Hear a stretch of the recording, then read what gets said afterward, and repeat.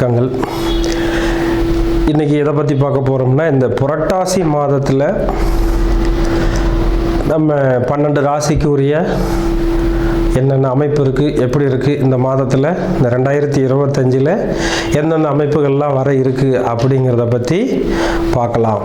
அதை இப்போ இந்த இடத்துல நம்ம உடல்நிலை எப்படி இருக்குது, வருமானம் எப்படி இருக்குது, அடுத்தது நம்ம என்ன தொழில் செய்யலாம், எதில் காதல் வருதா, இல்லது திருமணத்தில் பிரச்சனை இருக்கா, நல்லா இருக்கா, இன்னும் இந்த தொழில் ரீதியாக என்ன வருமானம் இருக்கா, செலவு இருக்கா, எதில் நம்ம அதிகமாக இன்வெஸ்ட் பண்ணலாம், பண்ண வேண்டாம் அப்படிங்கிற தன்மைகள் எல்லாம் இந்த அமைப்பில் நம்ம எல்லாம் கொஞ்சம் விரிவாக பார்த்து அதுக்கான என்ன சொல்யூஷன், என்ன செய்யலாம் அப்படிங்கிற தன்மையில் நம்ம இப்போ இந்த புரட்டாசி மாத பலன்களை பார்க்கலாம். அதில் இப்போ ஒவ்வொரு கணக்குலேயும் ஒவ்வொரு சூழல்கள் வரும். ஒவ்வொரு ராசிக்கு இந்த மாதிரி செய்யலாம், செய்யக்கூடாது அப்படிங்கிற ஒரு சூழல்லாம் இருக்கும். அது எல்லாத்தையும் நம்ம பொறுமையாக அழகாக அது என்னென்ன செய்யலாம், என்னென்ன செய்யக்கூடாது. ஏன்னா மக்களுக்கு எதில் எடுத்தாலும் அவசரம் இருக்குது, அதே அளவுக்கு பொறுமை குறைஞ்சிக்கிட்டே இருக்குது. அப்போ அந்த பொறுமையாக என்ன சொல்ல வரோம், அதில் இருக்கிற ப்ளஸ் ஆர் மைனஸ் என்ன, அதை தெரிஞ்சு அதை அனுபவப்படுத்தி அதை நீங்கள் உங்கள் லைஃப்பில் பொருத்தி அதை நல்ல ஒரு ஆழ்ந்த சிந்தனையோடு எடுத்துகிட்டு போய் அதை நீங்கள் சரியாக பயன்படுத்திக்கிறீங்கன்னா இந்த ராசி பலன் அந்த விஷயம் இருக்கு இல்லையா, அது மாத ராசி பலன். அப்போ இந்த மாதத்தில் நீங்கள் எதை செஞ்சால் சௌரியமாக இருக்கலாம், எதை செஞ்சால் கொஞ்சம் டிஸ்டர்ப் ஆகும் அப்படிங்கிறத பற்றி இப்போ நம்ம பார்க்கலாம். கும்பராசி அன்பர்களே, நண்பர்களே, இந்த கும்பராசிக்கு 2025 புரட்டாசி மாதம் எப்படி இருக்குது அப்படின்னு பார்த்தீங்கன்னா, 7ஆம் அதிபதி 8ல், 2ல் சனி, கும்பத்தில் ராகு, 5ல் குரு. இப்போது நீங்கள் 2ஆம் இடத்துக்கு போனீங்கன்னா வருமானம் குறைஞ்சிரும். சனி 2ல் இருக்கார், 7.5ல் அது ஒரு விஷயத்துலேயும் இருந்துக்கிட்டே தான் இருக்கிறோம். ஏன்னா இப்போ நீங்கள் 5 வருஷமாக ரிஸ்க் எடுத்ததெல்லாம் அடுத்தது இன்னும் ஒரு 2.5 வருஷம் அப்படிங்கிற மாதிரி அது ஓடிட்டு இருக்குது. அது கொஞ்சம் குறைஞ்சிக்கிட்டு இருக்குது. ஆனால் சூரியனை பாருங்கள், 7 கூடையவர். அப்போ மனைவியால் ஒரு சில தொல்லைகளும் வரும். எப்படி, அவங்க எதிர்பார்ப்புகளை நம்மளால் பூர்த்தி பண்ண முடியாது. அப்போ அவங்க எதிர்பார்ப்புன்னா என்னென்ன, அவங்களுக்கு 7ஆம் இடத்துக்கு 2 வீட்டுக்கு தேவையானதை கொண்டு கொடுங்க, வருமானம் பத்தலை, உங்களால் சம்பாதிக்க முடியல, செலவு பண்ண முடியல அப்படின்னு சில தொல்லைகளும் வரும். 2வது, நீங்கள் 7.5ல் இருந்துக்கிட்டு இருக்கிறதும் ஒரு பிரச்சனை, ப்ளஸ் மனைவியாலையும் ஒரு பிரச்சனை. கரெக்டாக பாருங்கள், 2 11 கூட குருவும் 5ல் போய் நிற்கிறாரு. அப்போ 2 11 என்ன, குடும்பத்தில் பிள்ளைகளுக்கு செலவு பண்ணணும், படிப்புக்கு செலவு பண்ணணும்.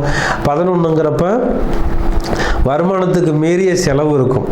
அப்போ வருமானம் கேள்விக்குறிதான்.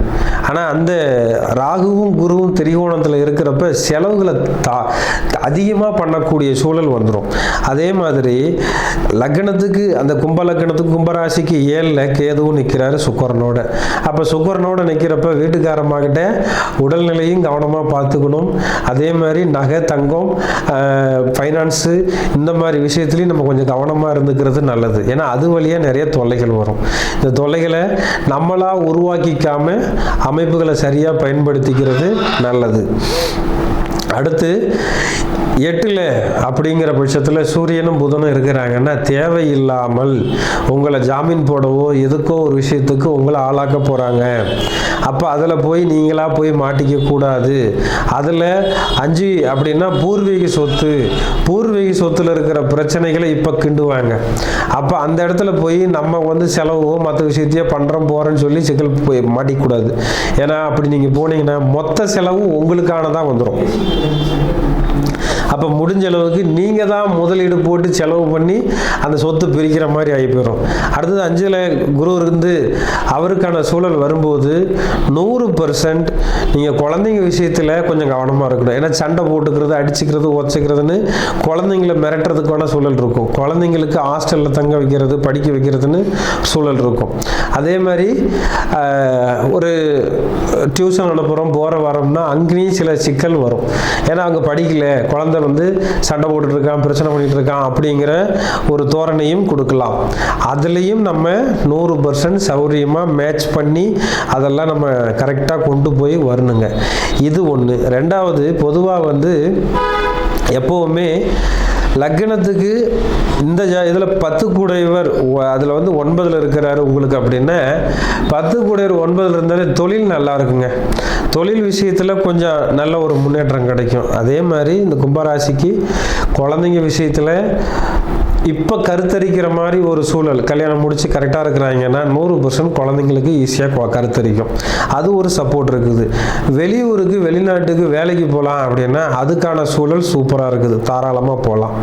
இதெல்லாம் ஒரு நல்ல யோகம். அடுத்தது இதெல்லாம் கொஞ்சம் சிக்கல் இருக்குது, அதிலெல்லாம் நம்ம கவனமாக இருந்துக்கிட்டோம்னா போதுமானதுங்க. வேறு ஒன்றும் பெருசாக டிஸ்டர்ப் பண்ணுறதுக்கு இல்லை, பார்த்துக்கலாம்.